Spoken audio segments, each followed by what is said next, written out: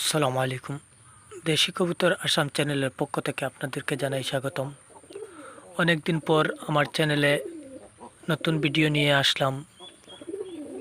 আমি কয়েকদিন বাড়িতে না থাকার দরুন আমার খামারের পরিচর্যা এবং আপনাদেরকে ভিডিও দিতে পারিনি, তার জন্য দুঃখিত। অনেক ভাই বলেছেন যে কেন ভিডিও পাঠাই না, এর জন্য আমি আজ ভিডিও করলাম। অনেক দিন বাড়িতে না থাকায় আমার কবুতর খামারের অনেক ক্ষয়ক্ষতি হয়েছে, তা আপনাদের সামনে তুলে ধরছি আজকে। আমার অনেকগুলো কবুতর প্রায় মারা গেছে বা আপনারা বলতে পারেন নিখোঁজ হয়ে গেছে। এর প্রধান কারণ হলো আমি বাড়িতে অনুপস্থিত থাকা। আমার কবুতরগুলোকে টাইম টু টাইম খাদ্য দেওয়া হয়নি, এর দরুন ওরা এদিক সেদিক ছুটাছুটি করছে। প্রায়শই বাড়ি থেকে রাস্তায় চলে গেছে খাদ্য খাওয়ার জন্য। এর জন্য আমি অনেক খবর পেয়েছি এদিক সেদিক যে রাস্তাতে অনেক গাড়ি কবুতরগুলোকে মেরে ফেলেছে, গাড়ির টায়ারে চাপা পড়ে কবুতরগুলো মরে গেছে বা অনেক কবুতরের খবরই পাইনি। তাছাড়া আপনারা দেখতে পারবেন এই সামনে অনেকগুলো বাচ্চা আছে যেগুলো দেখতে একদম খাদ্যের অভাবে এই বাচ্চাগুলো দেখা গেছে ওদের কূপ থেকে নেমে গেছে। এর প্রধান কারণ হলো ঠিকমতো খাদ্য দেওয়া হয়নি, এমনকি খাদ্যও ছিল না আমার কবুতর খামারে, শুধুমাত্র আমি বাড়িতে না থাকায়। আমি এই অবস্থা দেখে আমার কবুতর খামারের খুবই মর্মাহত, কারণ অনেকগুলো বাচ্চার অবস্থা দেখতে পাচ্ছি যে এইগুলো খাদ্য না থাকার দরুন বা কম হওয়ার জন্য তাদের খাদ্য, অনেক কবুতর সুষ্ঠু এবং সবল না, অনেকগুলার রোগা কবুতর। তাছাড়া আমার কবুতর খামারে প্রায়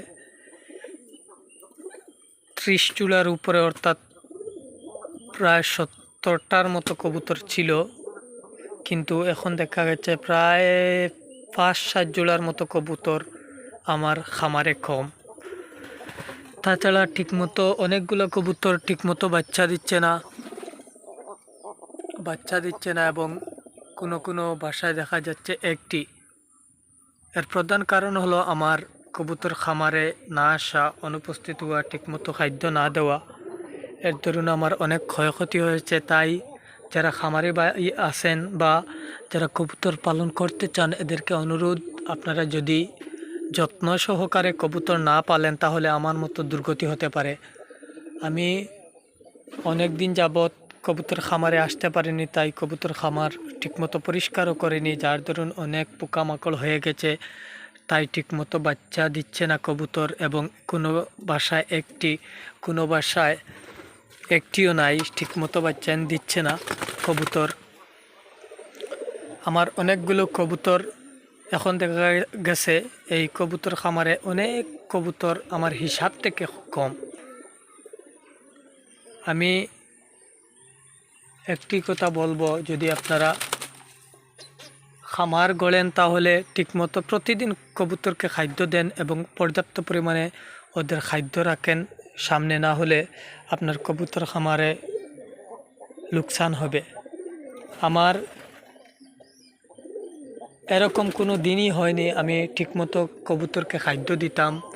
এমনকি প্রতিদিন 2-3 বার বা 4 বারের মতো কবুতর খামারে আসতাম, খাদ্য নিয়ে আসতাম, পানীয় জল নিয়ে আসতাম। তাছাড়া ওদের দেখাশোনা করতাম ওরা খাচ্ছে কি না বা ওদের কোনো রোগবালাই হচ্ছে কি না। কিন্তু আজ কিছুদিন আমি বাড়িতে না থাকার দরুন, আমার কবুতরকে ঠিকমতো খাদ্য না দেওয়ার দরুন অনেক কবুতর রোগা দেখছি এবং অনেক কবুতর আমার কম দেখছি। যদিও কেউ নেয়নি বা নিলেও অনেকগুলো কবুতর খামারে, তাই কোনো আইডিয়া পাচ্ছি না যে কেউ নিল কি, কেউ চুরি করলো কি মরে গেল।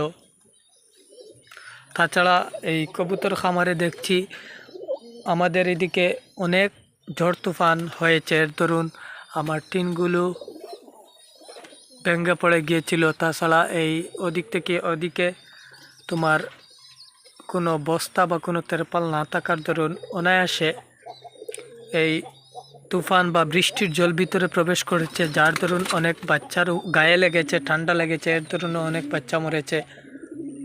সব কথা মিলিয়ে আমার অনেক লোকসান হয়েছে এই কবুতর খামারে অনুপস্থিত না থাকার দরুন। বাচ্চা যেগুলো হয়েছে এগুলো সাধারণত রোগা হয়েছে। এই বলে আমার ভিডিও এখানেই সমাপ্ত করলাম আজকের মতো।